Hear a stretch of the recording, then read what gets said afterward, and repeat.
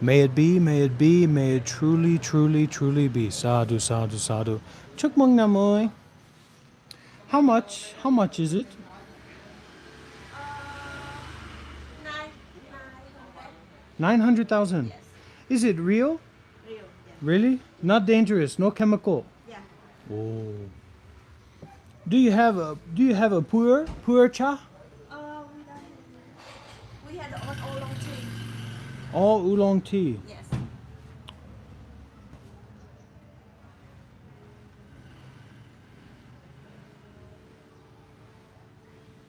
But in Malaysia, they will have pour cha. I can buy one of these teapots, okay?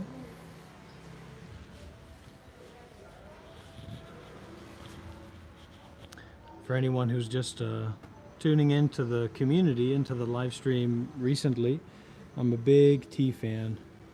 So this is a kind of an auspicious occasion with me and Kevin's relationship developing how it is, and then to just come across this tea shop. So we're gonna get a teapot here. Because also where I'm going, not to over-explain, but where I'm going in Malaysia, there's not really going to be an idealistic coffee shop nearby. So I'm going to have to be prepared. Yeah, it's got to be this one, huh? With some tea, some selection of tea, so I'll be able to get to Scooten when we have our meetings. Okay, this one. Yeah, this one here.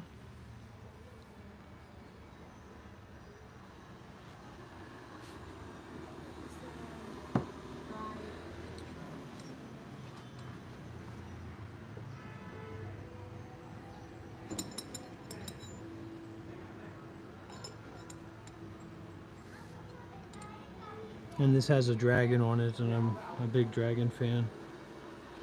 Peaceful, compassionate, wise dragons. 1 million, okay. You can try. Yeah, can you try with the water, right, to test, so we can test to see if it's a good one?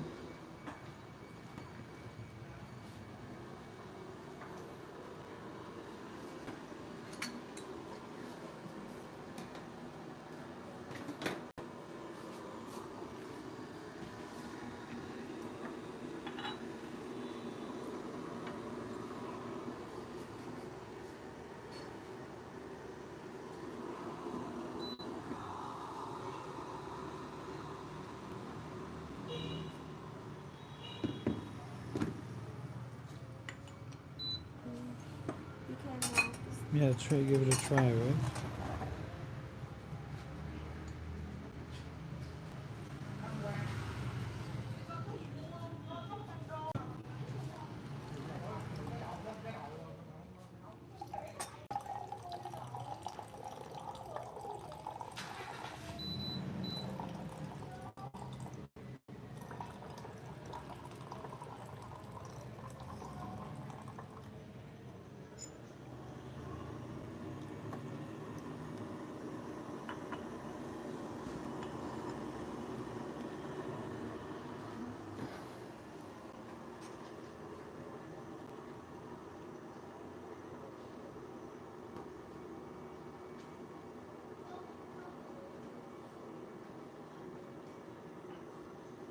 Don't listen to those people who are saying things in here, all right, everybody? We don't know who they are. We don't know what they're talking about. So don't get caught up in what those people are saying. Sonia, thank you for the gift memberships. That's very kind. Very sweet of you to do that. We're at work. We've had a long day in the office, friends. Looks like we got a lot of naughty comments coming in, so let's fill up the chat with some W's, bring some positivity back to our live stream. I think I'm going to skip on it. Okay, thank you. Let's get some W's back in the chat, everybody. You know, this isn't really religious in nature. It's just free in nature. It's about the freedom and the kindness and the openness, flexibility. You know, here and now, free. What could be better than that? Right? What could be better than that?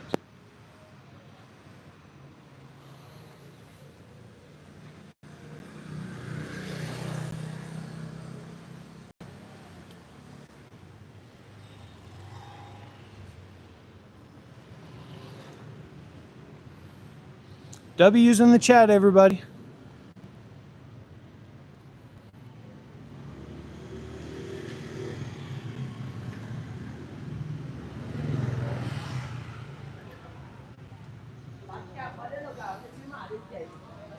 Big W's in the chat, everybody. Don't hold back.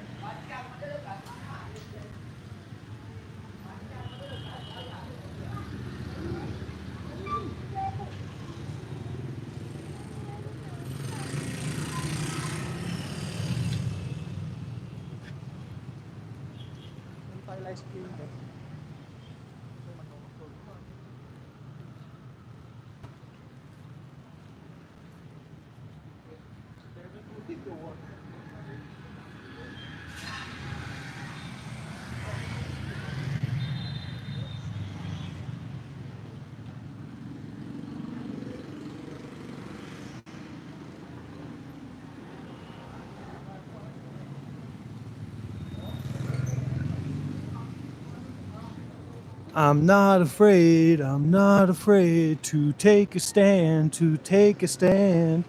Everybody, everybody, come take my hand,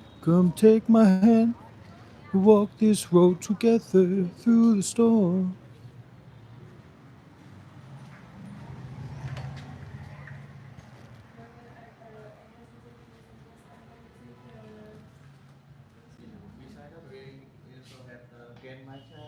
Kombucha. Ah, ok. Oh, well, I think that. Yes. No, hot. Yes.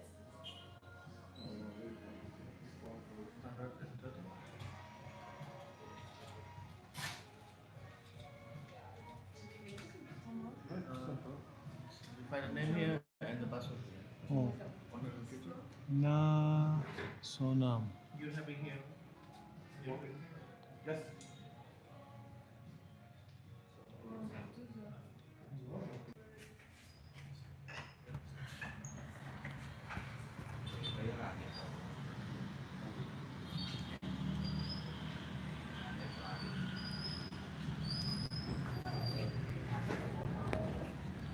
Everybody relax. We're going to figure this out, okay?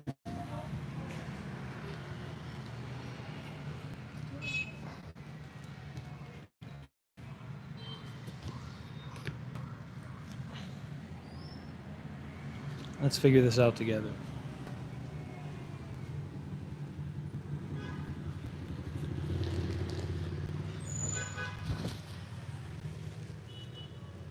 Is connection okay? Is audio okay? You know, this is a new time. This is a new moment. People always forget that. But there's never been a moment like this before. You've never been the way that you are right now before. I've never been the way that I am right now before. You know what I mean? So it's like there's almost a necessity for openness in contacting or touching this experience because it's the unknown. You know, we're Christopher Columbus sailing the ocean blue and discovering, you know, Portsmouth, Arizona or whatever. You know what I mean? And so like just being open, there's something in that that's like just enough just to be open. And I guess this is an openness where you're not getting stuck or latched onto like big views, big ideas about what's happening. You just continuously allow the awareness of what's happening to be the way that it is. And you're fully there, you're fully present with it. You know what I mean?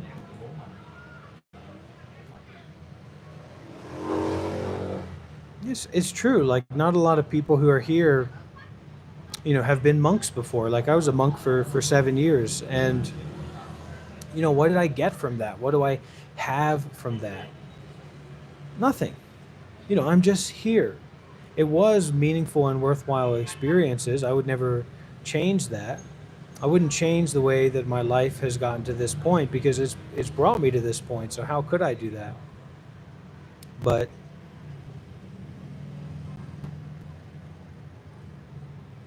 stop breathing. If you can't stop thinking, then stop breathing.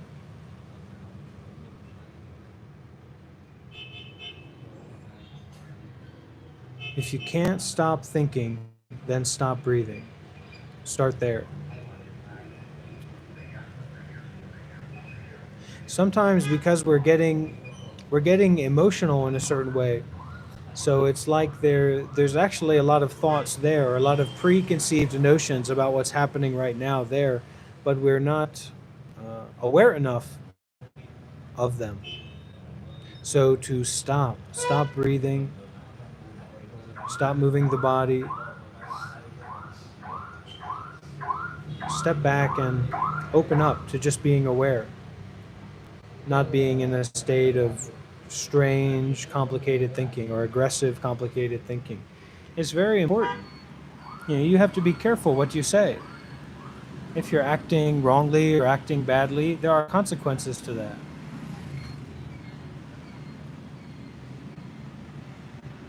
There are consequences to that. Yeah, 100%. Talking like that and acting like that is complete nonsense. Use common sense. Be a real man. Human to human. Use your own eyes to see. Use your own ears to hear. It's like when the notion of awareness, when the notion of our just being aware, just seeing things as they are, just hearing things as they are in the present moment becomes word salad, we may be missing something really vital, something really integral, that's an essential part of ourselves and what makes human experience so unique and special. That we're not just in this state of compulsory action and reaction, but there's this space. There's this awareness that's here, And yeah, people say we're just taking the piss, but there's younger people here too. So we want to be in a position to set an example. We want to be in a position to take care.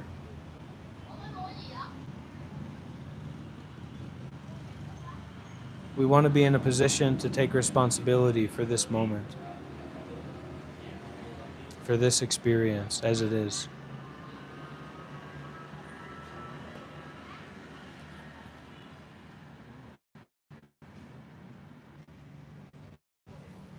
What don't you get? What don't you understand?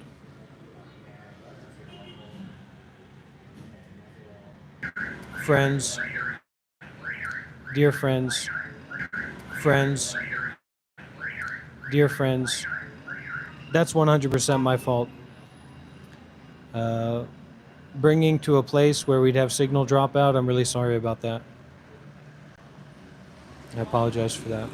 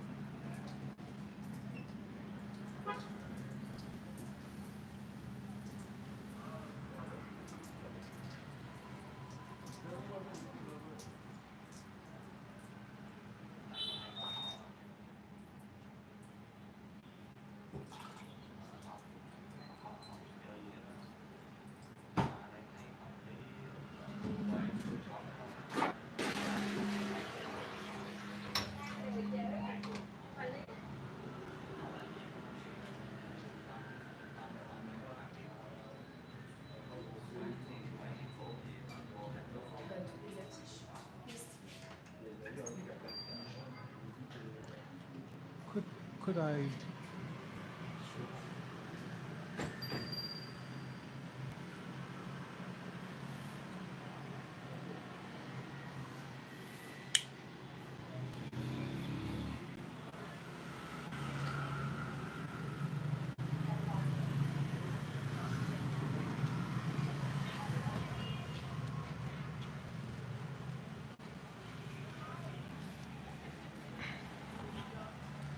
Let's take a step back for a little bit.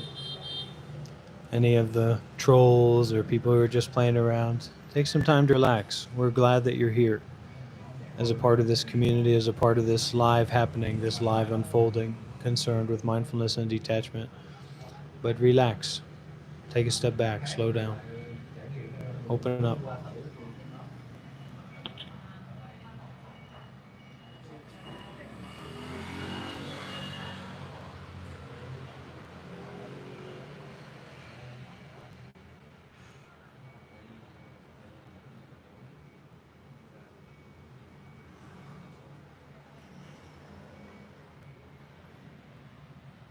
And see all the people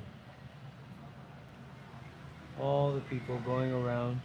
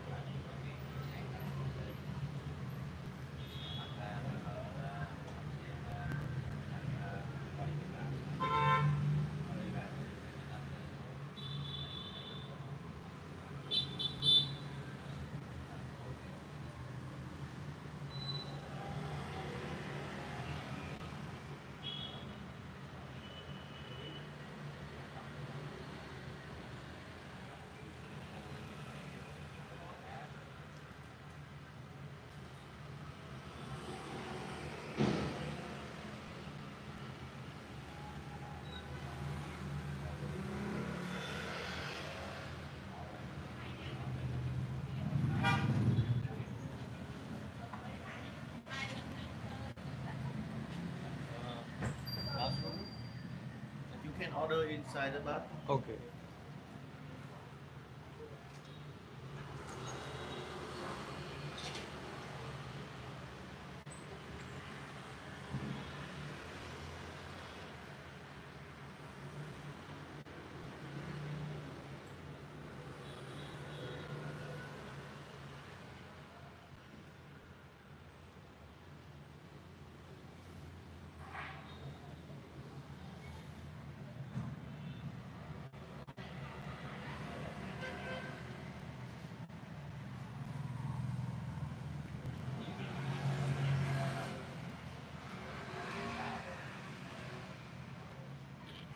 Stay hydrated. Stay simple. Yeah. Stay mindful. Relax. We don't just relax when we're all cozied up in our room eating flaming hot Cheetos and cheeseburgers and watching YouTube. And we got our video games all set up. We can also relax in a moment like this. Relax fully, relax totally, relax the whole body and mind.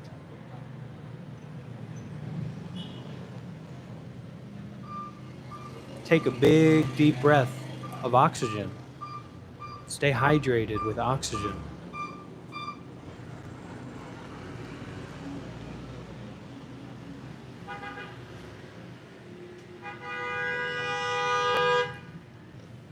Stay hydrated with openness. Not getting locked into complicated, weird ideas about other people that we don't know. Wish other people well, wish them success, wish them happiness. So look at their good qualities. Notice the good qualities about them, not the bad qualities. You know what that helps us do? It helps us notice the good qualities about ourselves instead of fixating on the negative qualities about ourselves. That's really good. That's really important.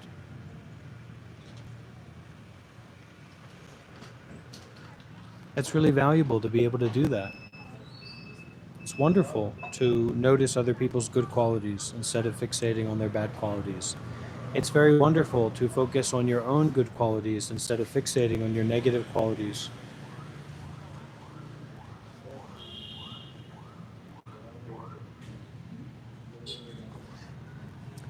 So let's come back. Let's be grounded. Let's be centered. There's a lot of energy going, a lot of energy flowing right now. We don't have to say anything mean, anything negative.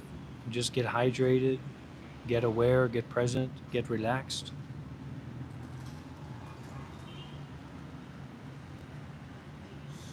You know, it's at those times that are most intense.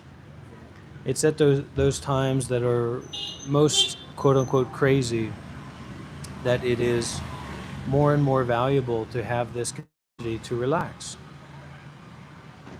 to be gentle, to be light, to be peaceful. You could even check out the new episode of the Our World podcast.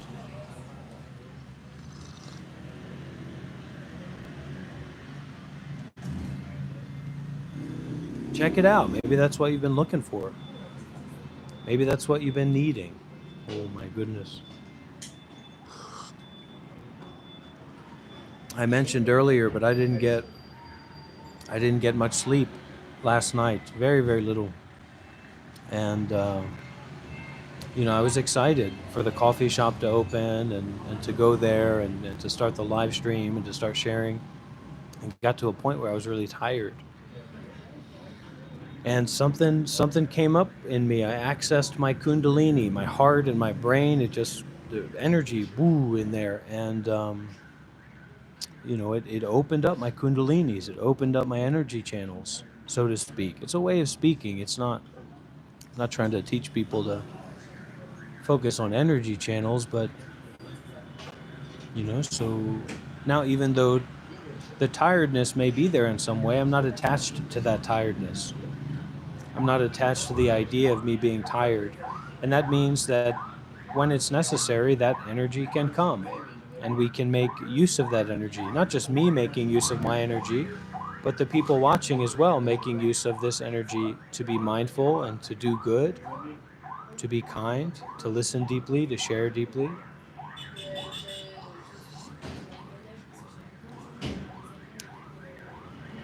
All kinds of good stuff that we can do in any moment. Just taking a brief moment, just taking a single moment to come home to our breathing and be a little bit more aware of what's going on inside in terms of the body. To stop fixating on and holding on to thoughts. And just relax. No twerking today. Check out some of my previous live streams. You might be surprised what you find there.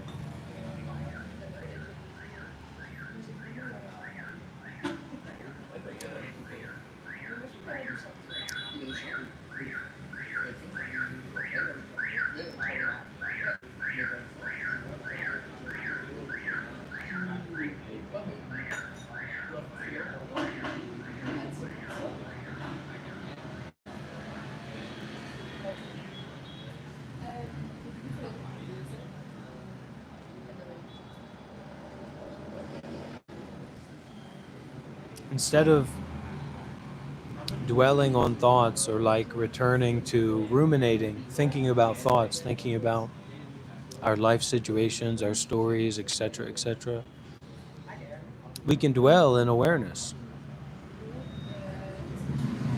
We can dwell in seeing without thinking about what's seen. We can dwell in hearing without thinking about what's heard. Right now, a fly, well, it disappeared. So that's true. Whatever comes up, whatever we see, whatever we hear, whatever we experience, it comes up and then it disappears. But if we don't watch the mind, if we don't watch our experience, we would never notice that. We would never realize that anything that arises, anything that comes up disappears. That anything, everything has the nature of impermanence. We were talking about the question earlier, where do thoughts come from? And where do they go to? You might say the mind. Well, what is the mind? That's just another thought. It's a concept. It's an idea. So the mind or your experience isn't an idea. It's not a concept. It's not a thought. So what is more real, more direct, more immediate than thoughts? Where are those thoughts coming from? What is the root of that thought? What is the root of that opinion? What is the root of that belief or that concept? Is it wholesome or unwholesome? Is it helpful or unhelpful?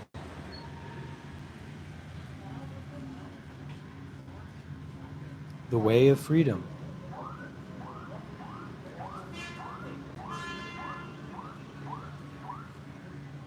I don't know, for me, that means a lot. To be free is really important. Probably the most important thing to me is being free.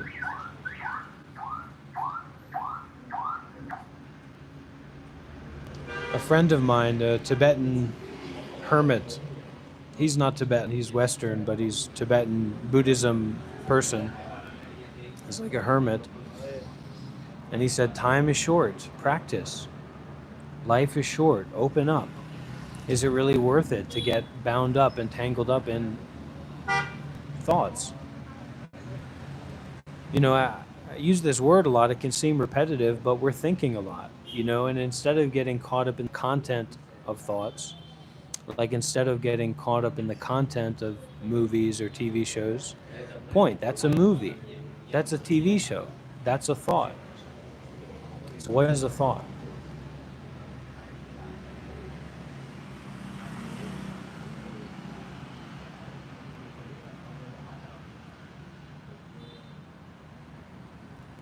What is a thought?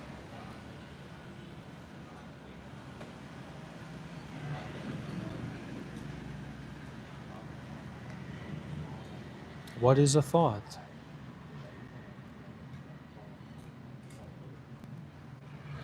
What is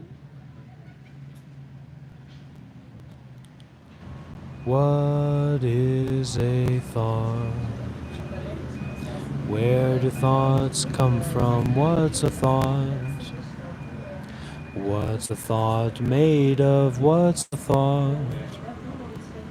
Where, oh where are thoughts coming from? What's a thought? What does it look like? What's a thought? What does it feel like? What's a thought? Oh, thoughts and thoughts and thoughts and thoughts and no thoughts. Aha, see? Got you at the end there.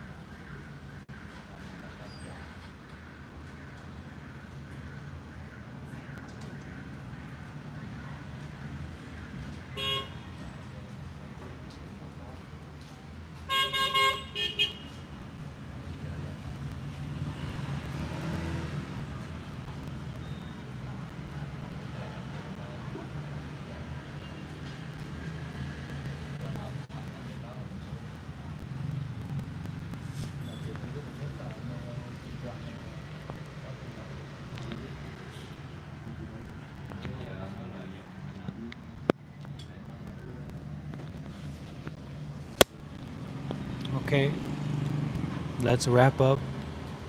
Let's dedicate the merits.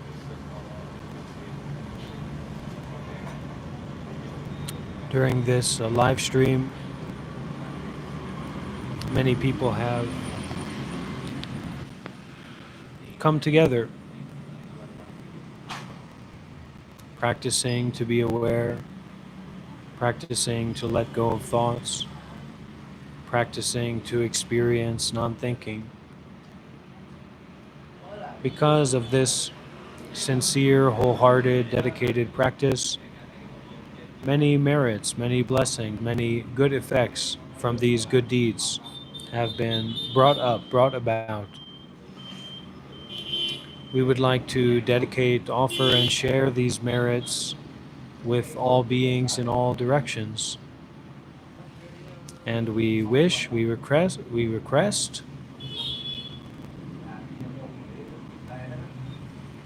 we are sincere that all of these merits, all of these blessings, all of these good and wholesome qualities that have been generated will be offered out and received by all beings everywhere, especially those who are in dire need, those who are in war zones, those who are in intense mental, physical suffering.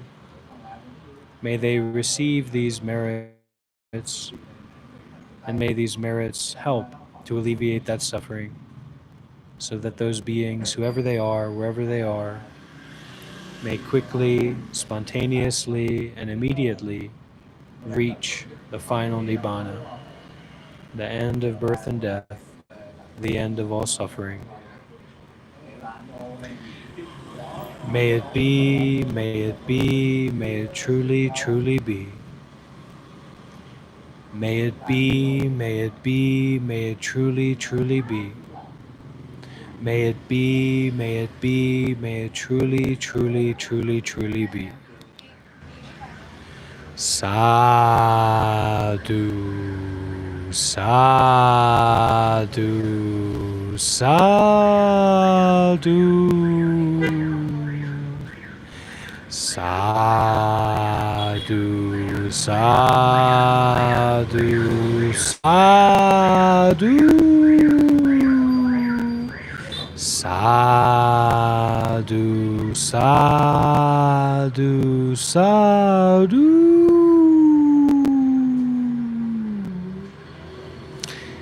Thank you everyone for being here with me. Hope to see you again very soon for another live stream, sharing the Dhamma, sharing the way of practice, the way of doing good deeds with mindfulness and detachment limitlessly. If you have any questions, you're welcome to leave a comment on this video. You're also welcome to reach out to me by email or Facebook Messenger or WhatsApp or whatever way that is convenient for you. See you again very, very, very soon.